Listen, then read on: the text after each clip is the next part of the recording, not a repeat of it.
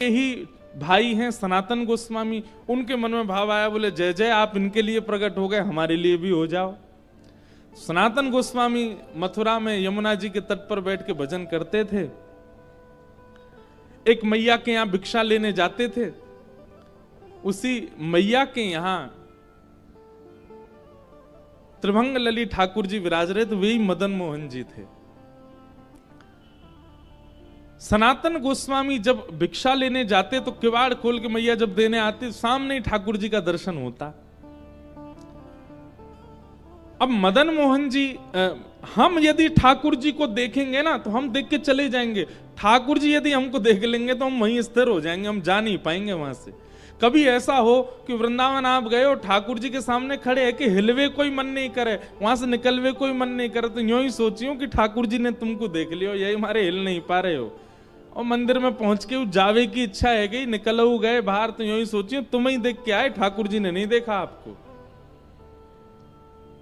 कई दर्शनार्थी ऐसे होते हैं, वो घूम घूम के आते हैं, फिर से कुछ चीज पकड़ लेंगे, कहीं छुप के खड़े हो जाएंगे, हमें कोई बाहर नहीं कर दे, तो इसका मतलब यही है ठाकुर जी उसको देख रहे हैं।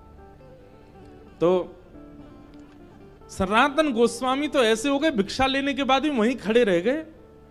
मैया बोली बाबा जाओ, भिक्षा दे दी, अब तो जाओ, लेकिन सनातन गोस्वामी हिल नहीं पावे।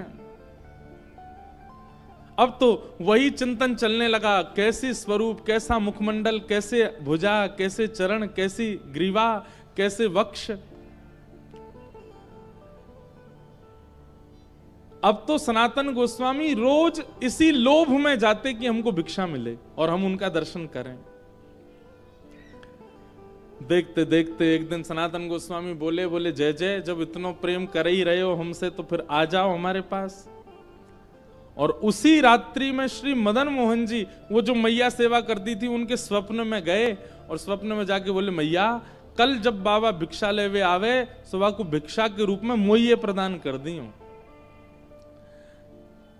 मैया बोली मेरी सेवा से आप प्रसन्न नहीं हो? बोले नहीं, बहुत प्रसन्न हूं मैया, लेकिन तेरे तो कछु दिन ही रह गए, तो कछु दिना बाद चली जाएगी, फिर मेरी सेवा कौन करेगा? तो मैं तो पहले ही अपनी व्यवस्था कर रहा हूं, वो बाबा के पास मुंह दे दे।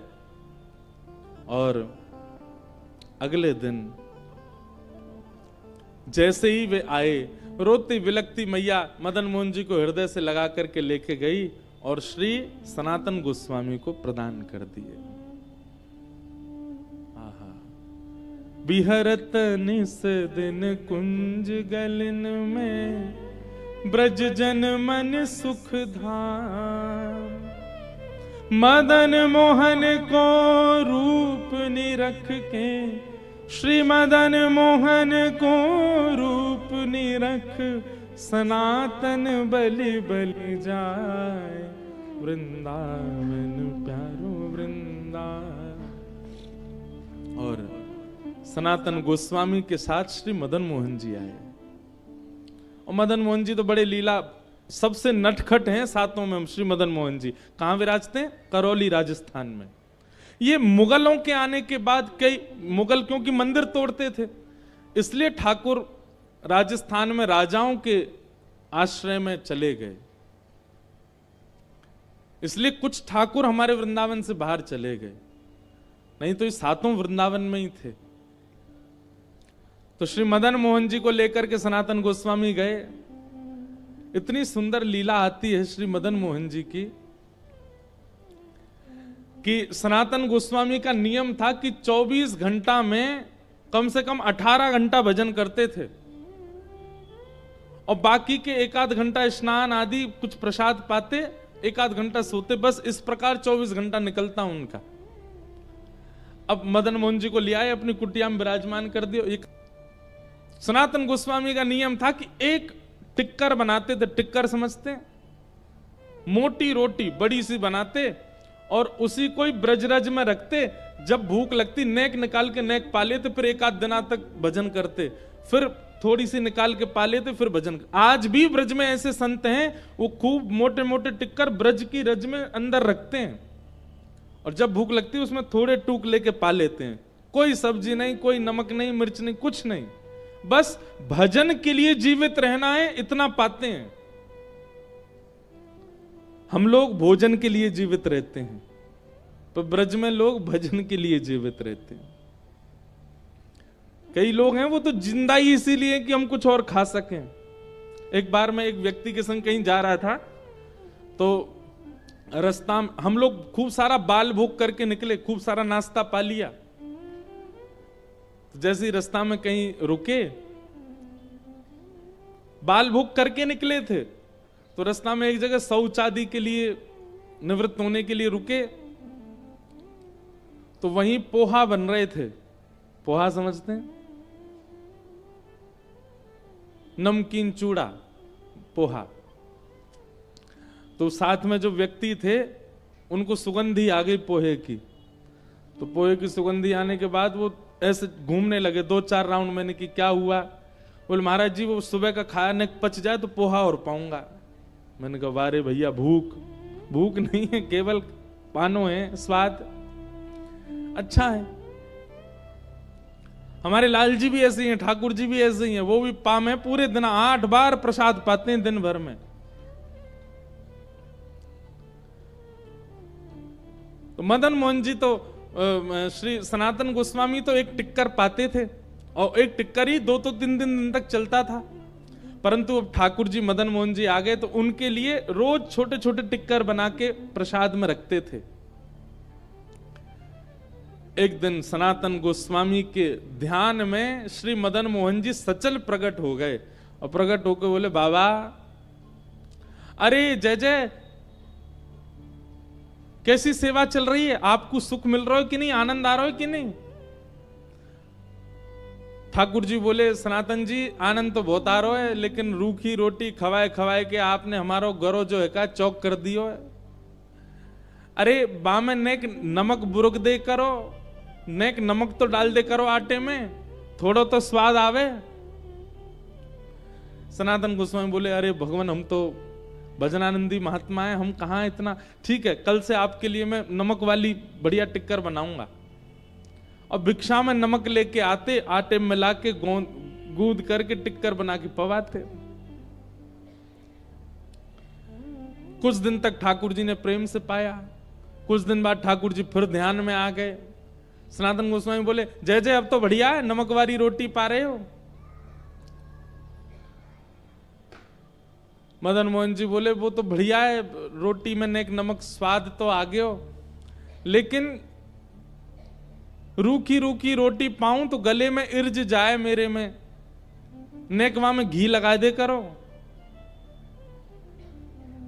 सनातन गोस्वामी बोले अच्छा ठीक है, कल से भिक्षा में घी भी ले आएंगे। नमक लेने आने लगे, घी लेके आने लगे, बढ़िया घी लगा के ठाकुर जी को पवाने लगे। कुछ दिन बाद ठाकुर जी फिर आ गए। ध्यान में आके बोले आप नमक तो लेके ही आते हो, घी भी ले आते हो, एक आलू और ले आए करो, वाकू भून के वाकी चटनी बना के पवाए दे करो, टिक्कर से आलू लगा के पालेंगे ने स्वाद आ जाएगा। सनातन गोस्वामी ने तुरंत नेत्र खोले, अपनी माला झोली कोने धरी, ठाकुर जी उठा लिए। ठाकुर जी बोले कहां ले जा रहे हो? बोले वापस मैया के पास छोड़ के आ रहा हूं।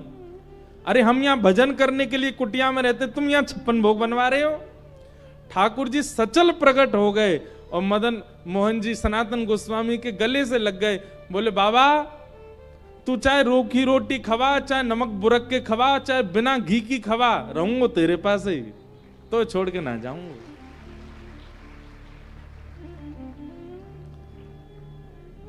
ऐसे हमारे वृंदावन के दूसरे ठाकुर।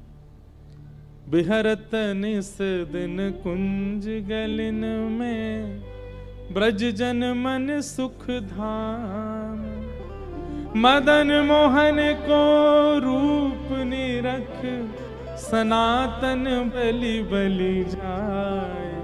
वृंदावन प्यारो वृंदावन, श्री वृंदावन मेरो वृंदावन।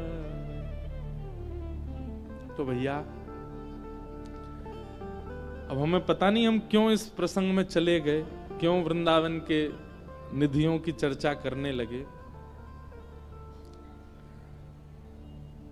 हमारे पूज्य नाना जी कहते थे कि कथा में क्रम कुछ हो और निकलने कुछ और लगे तो समझ जाना जिनकी बात आ रही है ना वो कथा में विराजे हैं, इसीलिए उनकी बात आ रही है। और ये बात ऐसे ही नहीं मानिएगा, हम तो इस बात पर पूर्ण विश्वास करते हैं। कितनी बार ऐसा होता है, सोच विचार करके कुछ बैठते हैं पर निकलने कुछ और लगता है, तो फिर अब गोवर्धन लीला सुनानी है लेकिन कहां वृंदावन निधियों की चर्चा अपने आप ही प्रकट होने लगी। तो निश्चित ही आज हो सकता है कि इस कथा में श्री गोविंद देव जी, मदन मोहन जी और अकेले नहीं आए होंगे, सनातन और रूप गोस्वामी के संग विराज रहे होंगे, देख रहे होंगे, तभी वो प्रसंग स्मृति में आ रहे हैं।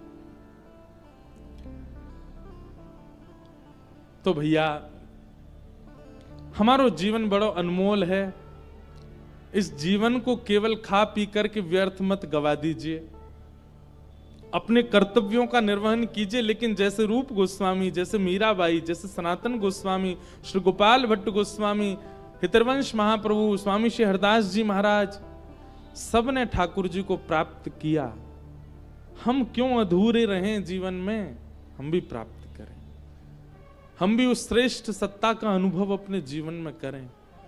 उसी के लिए हम मानव बने। ये मानवों को ये अधिकार है, सबको नहीं मिलते। देवताओं को ये अधिकार नहीं है कि ठाकुर जी उनके लिए प्रकट हों। देवताओं के लिए एक ही ठाकुर जी हैं, शंख चक्र गदा पद्मधारी, वैकुंठ में बैठे रहते हैं। देवताओं को जब अवकाश मिलता है तो उनका दर्शन कर लेते, पर हमारे लिए तो ठाकुर जी हमारे जैसे बन के आ जाते हैं।